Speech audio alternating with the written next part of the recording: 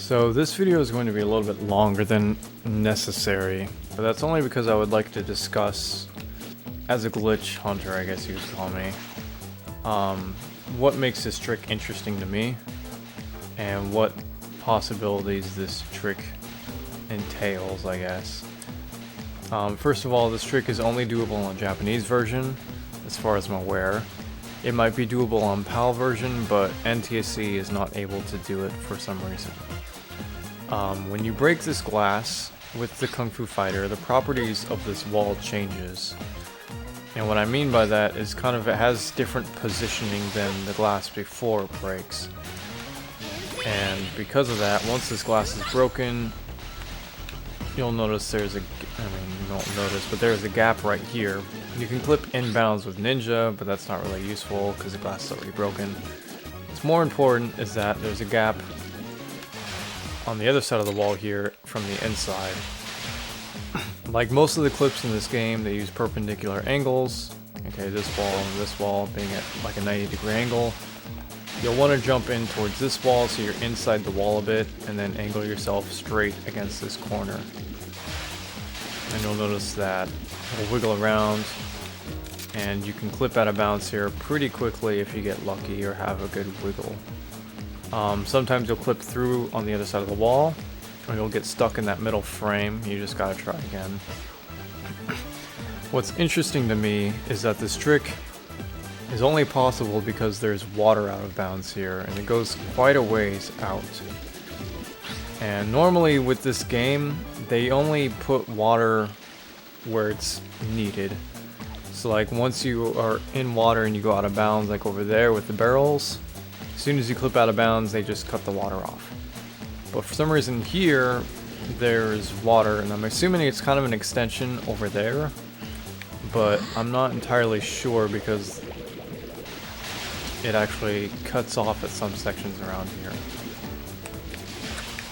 But it only goes out to like yay far, but it extends this way, I guess horizontally, very far. So you can clip through that wall over there, which is the beginning where the monkey's at. But more importantly, we can swim all the way out to this room over here, which is where the UFO monkeys are, which is where you would normally go next in every category. You clip in, get those monkeys, and you go all the way around and do this. But if you're quick with this, you can clip and just swim right over here.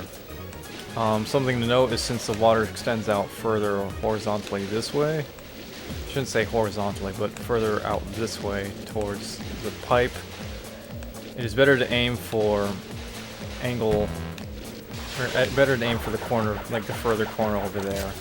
Even though it's further away, it places you in a better angle and you can swim closer to the room to get in there. What I would suggest doing is just diving underwater because it's faster, but having your flyer selected and just spin the stick while you're underwater. That way the moment you exit underwater like that, since the water only goes so far out of bounds, K will automatically jump out and you'll just use the flyer immediately and just clip right in bounds here. And you'll end up right in the room over here. If you clip further in, you'll kind of be in a bad spot for the monkeys. Sometimes even if you're like right next to the wall and you morph, that first one will notice you. So it's just one more reason to end up over here. It might be more beneficial for you to go over here first before you morph, just so you're more behind them and they don't see you as easily. But that's really just a preference on how much you want to risk doing this. But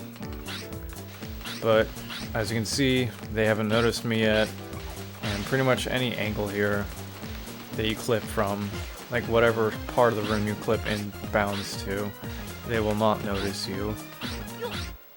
What you can do to make this more optimal, you can clip out of bounds over there and just swim straight to this room without fixing your camera, which, like I said, it's like you want to have your control stick at like a 2 o'clock angle or so.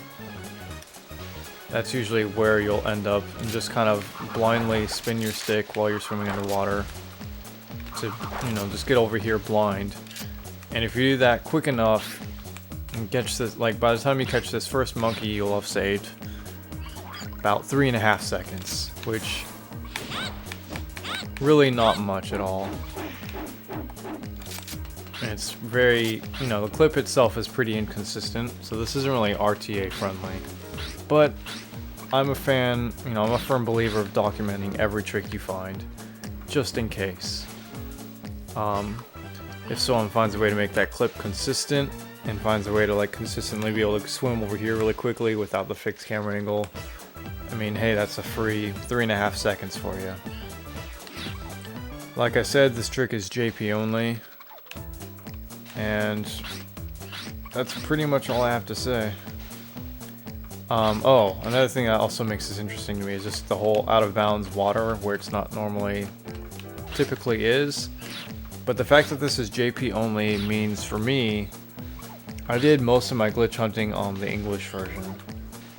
So that means that this gives me room to re-explore a lot of tricks that I deemed impossible before.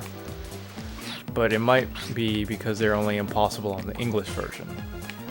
So I'm going to be digging around on the Japanese version to see if there might be any other clips that people might have thought impossible, and maybe we'll find something that actually is possible. That's pretty much the gist of this though. Thanks for watching, everyone.